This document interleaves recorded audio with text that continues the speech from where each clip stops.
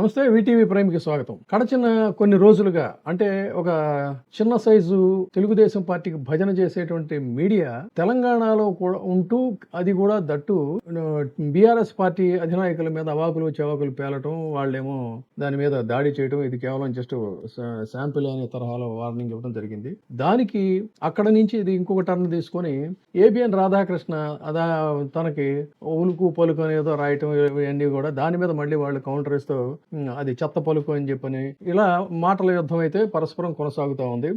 వాళ్ళ ఆఫీస్ చుట్టూతో పోలీసులందరినీ కూడా పెట్టుకుని నడిపిస్తున్నాడు అని చెప్పని సాక్షాత్తు బీఆర్ఎస్ నాయకుడు, మాజీ మంత్రి అయినటువంటి జగదీష్ రెడ్డి మళ్ళీ చాలా స్ట్రాంగ్ కౌంటర్ ఇచ్చాడు. స్ట్రాంగ్ కౌంటర్ ఇస్తూ చివరికి దీన్ని తెలివితేటలుగా వీళ్ళదు వాళ్ళ యొక్క ఎగ్జిస్టెన్స్ కోసం ఏంటంటే సెటిలర్ల ఆయుధం తీయటం అనేటువంటిదే దాని మీదే జగదీష్ రెడ్డి కూడా అభ్యంతరాన్ని వ్యక్తం చేశాడు. అంటే హైదరాబాద్ లో గాని తెలంగాణలో గాని ఉంటున్న సెటిలర్లు అందరూ కూడా అదేదో చంద్రబాబు నాయుడు గారి జేబులో ఉన్నారని చెప్పి అన్నట్టుగా మాట్లాడేటువంటిది, లేకపోతే ఈ రాతలు కూతలు వాటి మీద ఆయన తీవ్ర అభ్యంతరాన్ని వ్యక్తం చేశాడు. దీన్ని ఇవాళ ఇంతేకాదు, అసలు గతంలో తెలంగాణ ఉద్యమం దేనికి వచ్చింది?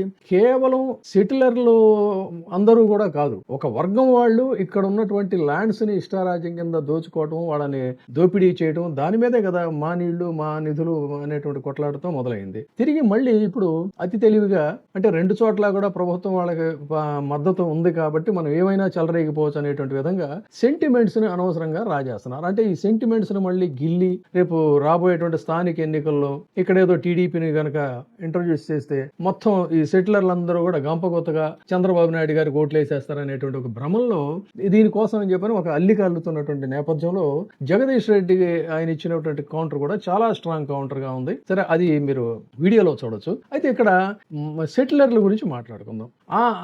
హైదరాబాద్ లో చంద్రబాబు నాయుడు గారు అరెస్ట్ అయినప్పుడు ఆయనకి సంఘీభావం తెలియజేస్తూ ఇక్కడ చాలా పెద్ద ఎత్తున వీళ్ళంతా కూడా ఏకమయ్యి ఆయనకి సంఘీభావం తెలిపారు, సెటిలర్లు అనేటువంటి పేరుతోనో లేదా హైదరాబాద్ వాసులను ఏదో. కానీ ఇక్కడ తరచూ చూస్తే ఒక వాస్తవాన్ని చెప్పుకోవాల్సింది ఏంటంటే హైదరాబాద్ లో అనేక వర్గాల వాళ్ళు సెటిలర్స్ అయితే ఉన్నారు. ఆ అంకెలు కూడా మీకు చాలా డీటెయిల్డ్ గా చెప్తాను ముందు ఎవరెవరు ఏంటనేది. అయితే ఇందులో ఎవరికి వాళ్ళు సెటిలర్లు, వాళ్ళు వ్యాపారాల కోసం, ఉద్యోగాల కోసం, ఇట్లా పట్టుకోటి కోసం వచ్చినటువంటి వాళ్ళు వాళ్ళ దీంట్లో వాళ్ళు ఇదవుతుంటారు. కానీ ఎక్కడ అయినా సరే దాదాపుగా తెలుగునాట కానీ ఆ మాటకి వస్తే ప్రపంచవ్యాప్తంగా కూడా ఒక ఐక్యతకి చిహ్నంగా ఉండేటువంటి వారు మాత్రం ఖచ్చితంగా కమ్మవర్గం అనేటువంటి చెప్పాలి. కమ్మవారు ఇక్కడ ఆర్థికంగా అన్ని చోట్ల కూడా వాళ్ళు అంటే ఫర్ ఎగ్జాంపుల్ ఒక కమ్యూనిటీని తీసుకుంటే ఆ కమ్యూనిటీలో ఒక 100 మంది ఉన్నారు అంటే ఆ మహా ఉంటే ఆ 100 మందిలో ఒక 10 మంది 25 మంది ఆర్థికంగా స్థితిమంతులు ఉంటారు. ఇది ఫ్యాక్ట్స్ ఇవన్నీ కూడా.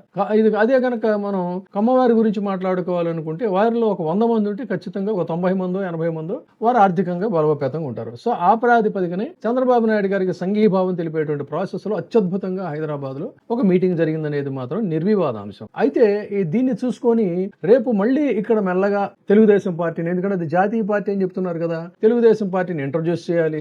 దానికోసం అని చెప్పని ఇప్పటి నుంచే కూడా ఒక తెలివిగా ఇవన్నీ కూడా రాజకీయాలు నడిపి సెంటిమెంట్ ను మండించేటువంటి పని చేస్తున్న నేపథ్యంలోనే బీఆర్ఎస్ నాయకులకు కానింది. ఇది వాస్తవం, దీని వెనకున్నటువంటి వ్యవహారం ఇది. కానీ ఇక్కడే సెటిలర్ల గురించి కదా మాట్లాడుతుంది ఆయన. జగదీష్ రెడ్డి ఏమంటాడు, ఇక్కడ సెటిలర్లు అందరూ కూడా బీఆర్ఎస్ కే సపోర్టు అని చెప్పి ఆయన చెప్తున్నాడు. కానీ వీళ్లే భ్రమంలో ఉన్నారంటే మొన్న జరిగినటువంటి ఆ మీటింగ్ చూసుకొని ఖచ్చితంగా రేపు తిరిగి మళ్ళీ ఇక్కడ తెలుగుదేశం పార్టీ జెండా ఎగరేస్తుంది అని చెప్పని దానికోసం అని చెప్పని వీళ్ళ వంతు ప్రయత్నాలుగా వీళ్ళు ఈ కార్యక్రమాలను నిర్వహిస్తున్నారు. ఇది ఇక్కడ వ్యవహారం.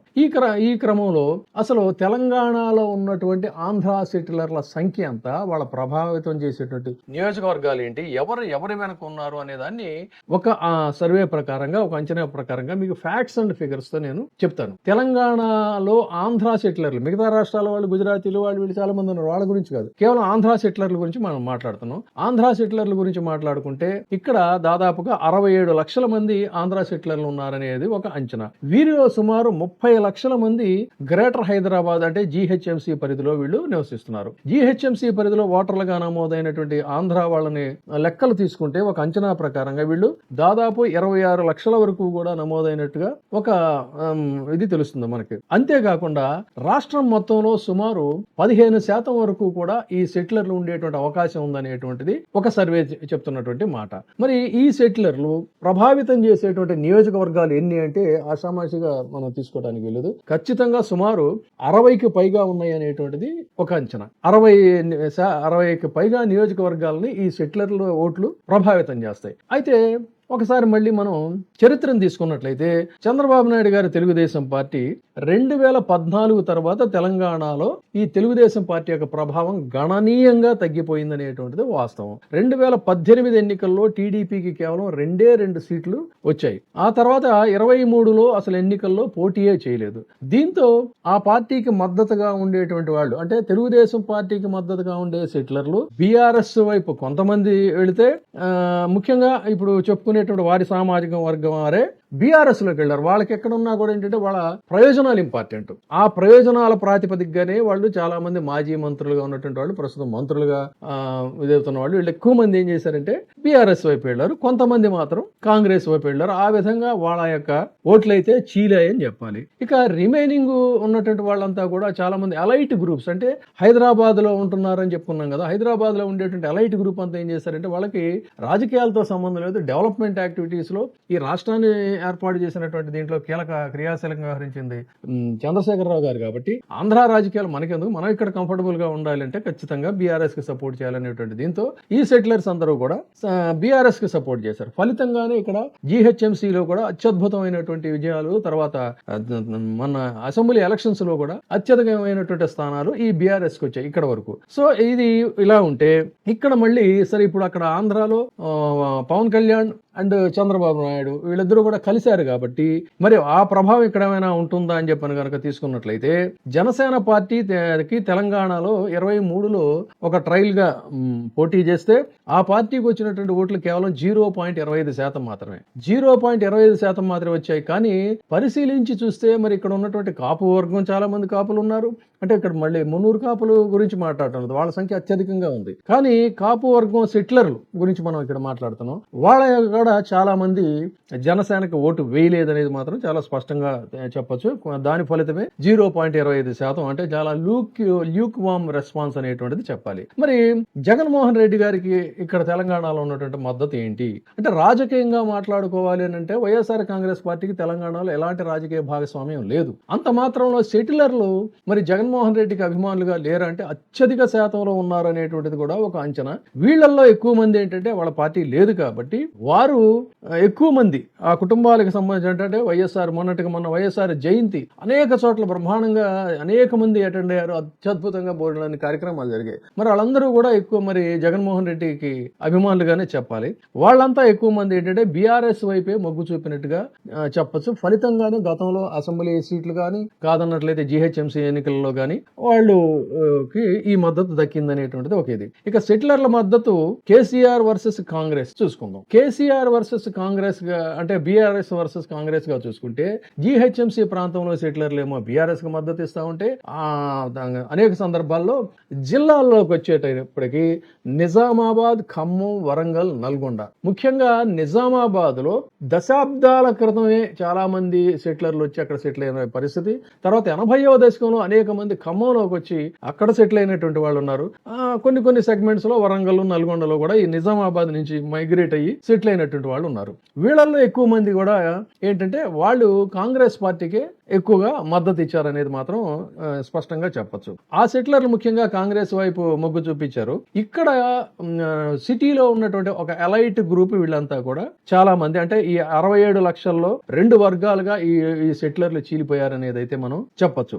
ఆ విధంగా హైదరాబాద్ జీహెచ్ఎంసీ ఎలక్షన్స్ లో 30 లక్షల మందికి ఇంచుమించుగా ఉన్నటువంటి వాళ్ళంతా కూడా ఎక్కువ శాతం మంది బీఆర్ఎస్ కి మద్దతు ఇస్తే కొంత శాతం మంది మాత్రమే కాంగ్రెస్ పార్టీకి మద్దతు ఇచ్చారు. ఇది ఇలా ఉంటే కాంగ్రెస్ పార్టీ ఒకవైపు ఒకవైపు కూటమి ప్రభుత్వం బీజేపీతో అక్కడ కేంద్రంలోను అధికారంలో కూటమిగా ఉంటున్నటువంటి టీడీపీ తెలంగాణకు వచ్చేసరికి రేవంత్ రెడ్డి ఆయన శిష్యుడు, ఆయన బహిరంగంగానే చంద్రబాబుని పొగుడుతున్నటువంటి సందర్భం చూసాం. కాబట్టి వాళ్ళు ఇక్కడ మనదే ఈ పార్టీ కాంగ్రెస్ అనేటటువంటి భావనలో ఆ వర్గం వారు అయితే ఉన్నారు, చంద్రబాబు నాయుడు గారికి సంబంధించినటువంటి వాళ్ళు. బట్ వేరే అదర్ సెటిలర్స్ అందరూ కూడా పూర్తిగా ఎందుకు డిఫరెంట్ గా ఉన్నారనేది అది మనకు ఆ ఎన్నికల ఫలితాలే చెప్తున్నాయి. ఇలాంటి స్థితిలో అతి తెలివితేటలతో ఈ సెంటిమెంట్ మంటని మళ్ళీ రగిల్చి వాళ్ళందరినీ కూడా చంద్రబాబు నాయుడు గారి వైపు తిప్పాలనేటువంటి ఒక వృధా ప్రయత్నాన్ని వీళ్ళు మానుకుంటే మంచిది, ప్రశాంతంగా ఉంటే వాళ్ళకే మంచిది. ఎందుకంటే ఇక్కడ ఉంటూ వాళ్ళ మీద రాళ్లు విసిరితే ఉదాసీనంగా వ్యవహరించడానికి వాళ్ళు